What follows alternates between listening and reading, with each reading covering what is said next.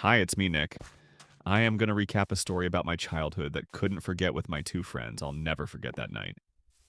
It was just me, John, and Luke. We were bored looking for something to do.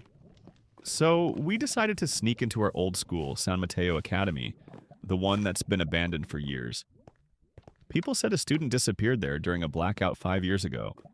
No one ever found him. When we got to the gate, it was rusty and half broken. Luke forced it open, and the sound echoed through the empty street. Inside, it smelled like old wood and dust. Every step we took made the floor creak. The air was cold, even though the windows were shut. We were walking through the hallway when I saw something strange. One of the lockers had a name scratched onto it. My name. Nick. Greater than bro, did you do that before? John asked. No, I said. That wasn't there when we studied here. We tried to laugh it off, but the tension was there. Then, out of nowhere, we heard it. Ding. Ding. Ding. A school bell.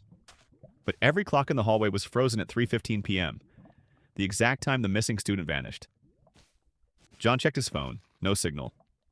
Luke tried to record a video, but his screen glitched, showing static, and for a split second, a blurry figure standing right behind me.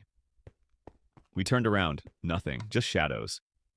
Then one of the classroom doors slowly creaked open. Room 204, our old homeroom. Inside, the desks were still neatly arranged, except for one at the back. It had a name tag on it. Nick? I stepped closer, and suddenly the bell rang again. Louder this time, echoing through the entire school. The lights flickered, and I swear I saw faint shapes sitting in the chairs. Outlines of students just sitting there, staring forward. Then a voice spoke.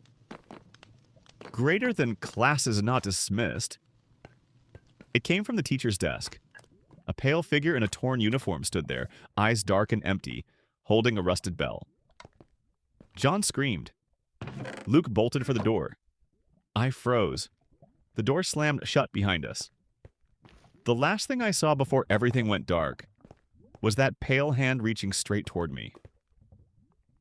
The next morning, only 2 sets of footprints were found outside the school gate. No one ever found my phone. But every night at 3:15 a.m., someone receives a new message from my number. It only says, greater than class isn't over. Do you want me to make part 2 follow for more?